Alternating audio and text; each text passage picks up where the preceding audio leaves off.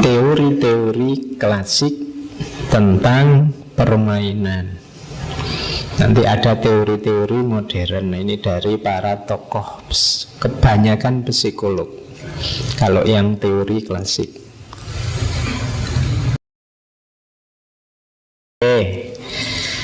Kita mulai belajar teori sekarang. Teori-teori klasik tentang permainan. Nanti ada teori-teori modern. Nah, ini dari para tokoh, kebanyakan psikolog. Kalau yang teori klasik.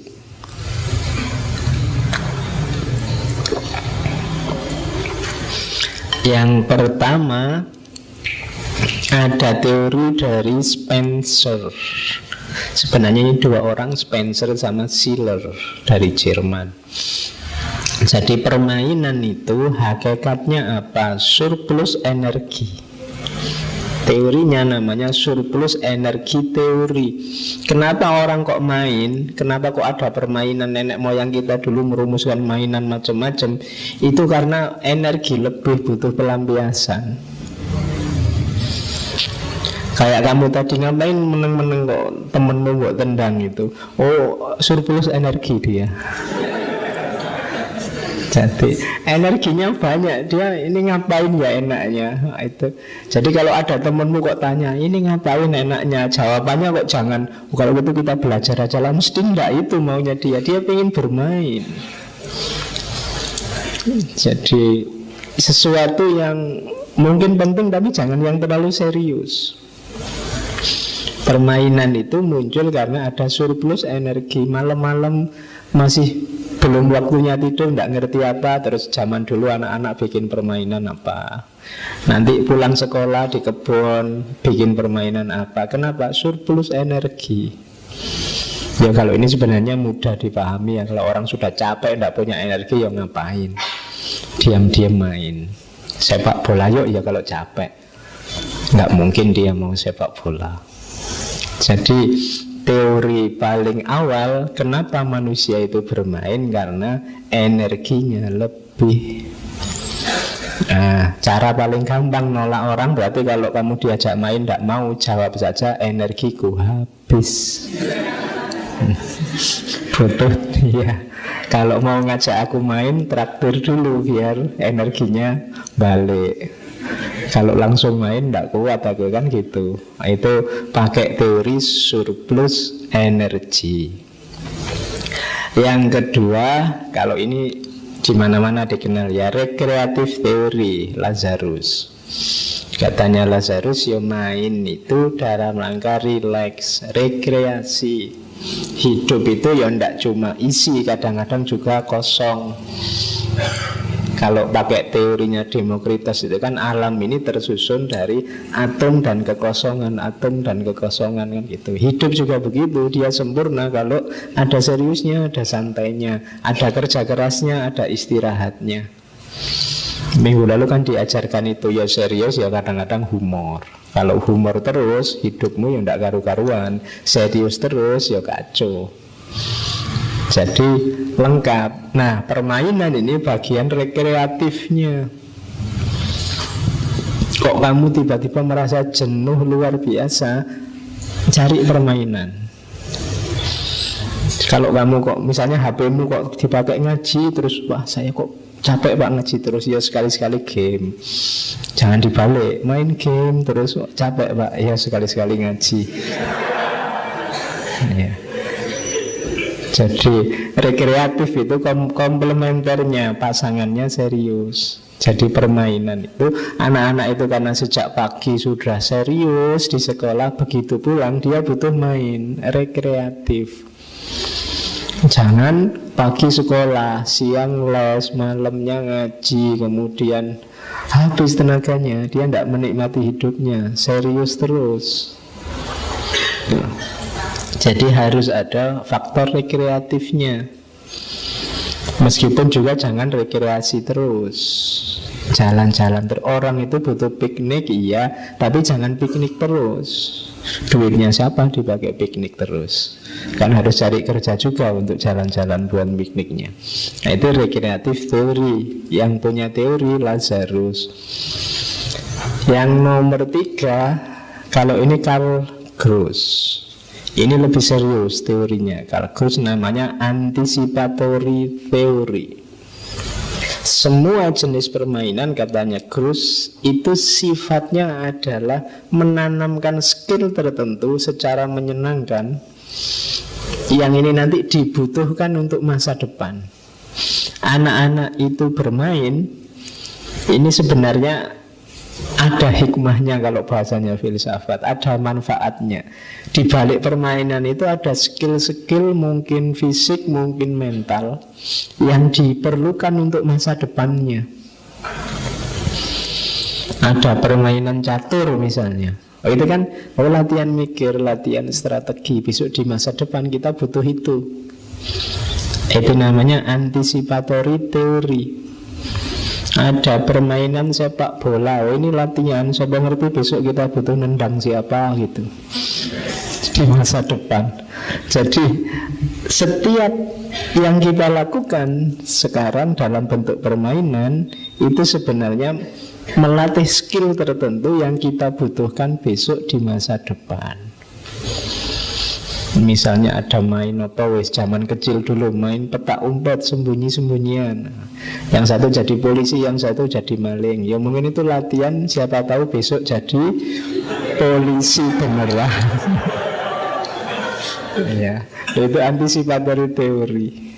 Jadi ada rahasianya. Skill itu yang ditanamkan, kalau ditanamkan tidak secara serius, tegankan bisa lebih masuk. Kadang-kadang kamu punya skill apa gitu, waktu kecilnya main kelereng gitu kan, sobat ngerti besok kamu jadi pejabat butuh main golf. Loh, itu kan rumusnya sama tuh, memasukkan ke lubang kan, itu aja. Loh, itu kamu sudah dilatih. Jadi besok kalau kamu jadi pejabat diajak golf, santai aja. Waktu kecil saya sering main kelereng. Jadi itu anticipatory teori. Yang terakhir, di dunia klasik ada teori rekapitulasi. Jadi recapitulation theory, yang punya teori Stanley Hall. Kalau ini kebalikannya. Jadi permainan yang kita bikin hari ini itu sebenarnya warisan dari nenek moyang, mungkin dalam bentuk skill, insting, kemampuan apa yang sekarang tidak dipakai, tidak ada pelampiasannya. Maka dihidupkan lagi rekapitulasi, dihidupkan lagi lewat permainan. Jadi mungkin nenek moyang kita dulu suka lari karena memang tidak ada transportasi misalnya. Sementara hari ini kakimu nggak terlalu banyak dipakai. Keluar sedikit naik sepeda, naik motor, naik mobil, kan jarang dipakai. Maka apa? Insting untuk memanfaatkan kaki itu terus larinya ke permainan. Ada lomba lari, sepak bola, macam-macam. Jadi itu insting. Di Indonesia misalnya ada lomba, kalau 17-an itu panjat pinang, itu mungkin termasuk recapitulation. Dulu nenek moyang kita mungkin suka manjat kelapa, manjat pohon apa. Lah sekarang pohonnya sudah mulai habis. Nah, insting untuk naik, naik apa ini enaknya. Sudahlah bikin lomba panjat pinang itu. Lampiaskan hasratmu untuk naik dengan naik pinang yang dilumuri uli itu. Nah, itu namanya recapitulation theory. Warisan dari masa lalu mungkin nempel di DNA kita yang tidak terlampiaskan. Nenek moyangmu dulu mungkin sering perang, ketemu musuh perang. Sekarang tidak ada perang, enaknya gimana? Perang aja lewat catur aja lah sudah.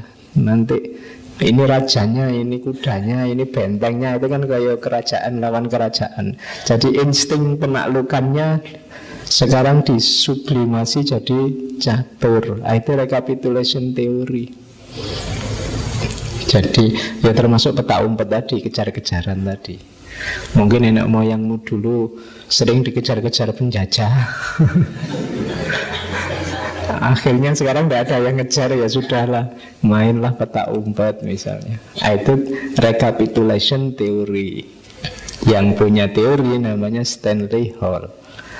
Ini menarik. Silahkan yang mau meneliti permainan tertentu, jangan-jangan ini warisan nenek moyang kita. Dulu ada, zaman saya kecil ada yang main bikin kotak-kotak di tanah, terus kita sambil pakai pecahannya genteng. Itu mungkin agak primitif. Itu mungkin nenek moyang kita kan suka gambar-gambar gitu, terus diloncat-loncati. Itu bisa recapitulation teori. Dulu batu ditumpuk-tumpuk terus dilempar piar, terus itu mungkin recapitulation teori. Insting primitif kita main. Kalau sekarang kan mungkin tidak ada orang main gitu. Kalau melempari kacanya tetangga ada. Jadi mungkin itu termasuk insting dari nenek moyang kita untuk kali ini teori klasik. Jadi ada beberapa teori untuk menjelaskan mengapa orang itu bermain. Yang pertama kelebihan energi, yang kedua kebutuhan akan rekreasi, yang ketiga rekapitulasi tadi, kemudian sebentar, yang keempat antisipatori. Kalau ini yang teori modern. Sebenarnya mungkin setiap teori melihatnya tidak harus yang klasik itu sudah out of date, tapi yang klasik bicara pada zamannya. Ketika jenis permainan ya itu. Sementara yang modern, para filosof membicarakan juga jenis permainan pada zamannya, ketika perubahan sudah luar biasa. Yang terkenal pertama di dunia modern permainan itu dari psikoanalisis. Katanya para filosof psikoanalisis, permainan adalah media untuk melepaskan emosi-emosi dalam diri dan mengatasi pengalaman traumatik. Jadi kalau banyak emosimu terpendam yang negatif itu kan merusak hidupmu. Kalau ingin melampiaskan, cari permainan. Jadi bikin permainan yang hasrat dalam jiwamu terpenuhi. Kalau misalnya kamu saking panasnya pengen maki-maki orang, ya daripada ini tidak terlampiaskan, ikut aja lomba debat misalnya. Itu kan kamu bisa ngeritik sak kapoke, kan tidak ada berani orang marah-marah kamu. Loh, ini cuma lomba kok. Iya kan? Kalah juga tidak apa-apa, yang penting puas kamu bisa maki-maki. Itu contoh bahwa permainan itu katarsis. Jadi dia untuk menyelamatkan biar tidak meledak dirimu ini. Ada banyak problem, banyak masalah, mainlah. Jadi kalau kamu misalnya pengen mukuli orang, ya sudah, olahraga aja tinju. Jadi kamu bisa bebas mukuli orang. Kalau kamu pengen nendangi orang, ya sepak bola boleh. Pengen ngeplaki orang, bisa main volley. Kalau pengen itu namanya pelampiasan katarsis. Itu kan kamu bisa ngeplak sak kapoke, bisa sak keras-kerasnya seitunya. Nah, itu katanya orang psikoanalisis itu menguntungkan secara psikologis. Jadi ada jalan untuk melampiaskan yang terpendam dalam dirimu. Mungkin diceritakan tidak bisa, kan banyak masalah yang masalahmu itu apa sih? Tidak tahu saya, tapi jenuhnya luar biasa, muaknya saya luar biasa, sumpek aku lihat sini. Sudahlah olahraga, mainlah keluar. Cari pelampiasan apa? Sampai kamu keringetan, sampai capek, energimu habis, biasanya terus lega. Nah, itu teori psikoanalisis. Yang kedua, teori kognitif. Kalau ini sangat psikologi. Katanya kognitif, ya main itu sebenarnya mengikuti perkembangan usia. Setiap anak, setiap manusia itu di tahap-tahap usianya ada permainan-permainan sendiri. Jadi teorinya itu. Yang ini jangan dilewatkan. Kalau dilewatkan nanti perkembangannya jadi tidak normal.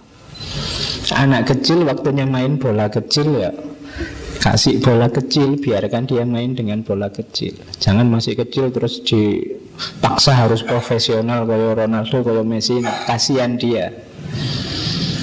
Biarkan dia asik di levelnya. Nanti semakin besar sedikit mungkin mainnya beda lagi, semakin besar lagi beda lagi, beda lagi. Ini teori kognitif.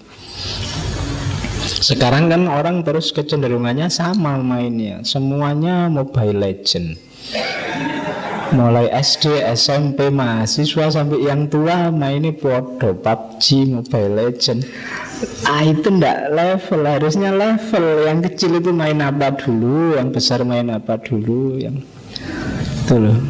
Jadi biar mengikuti perkembangan itu secara kognitif. Ya kayak nonton film, kalau kamu dulu kecil sukanya Doraemon dari Jepang. Sekarang mungkin sudah besar film Jepang yang lain yang kamu suka. Loh.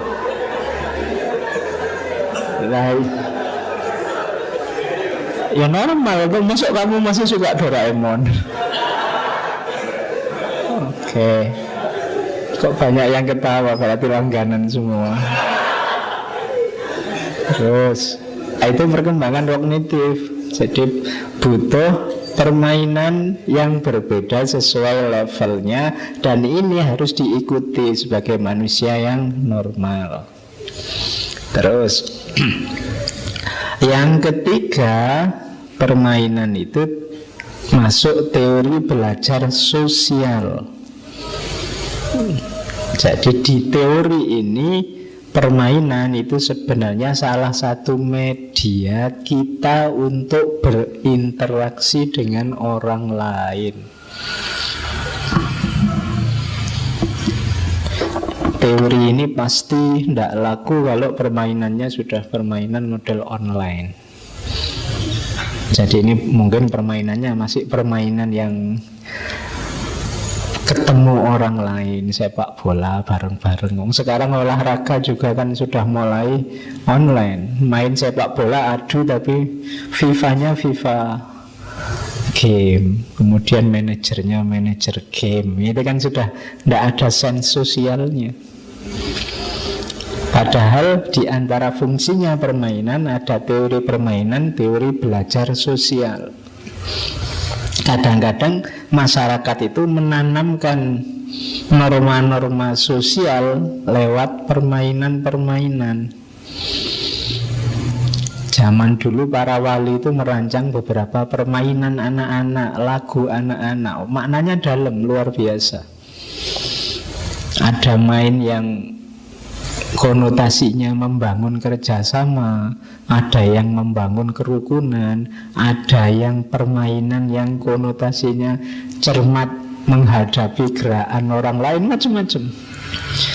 Yang itu tidak muncul kalau permainan-permainan hari ini.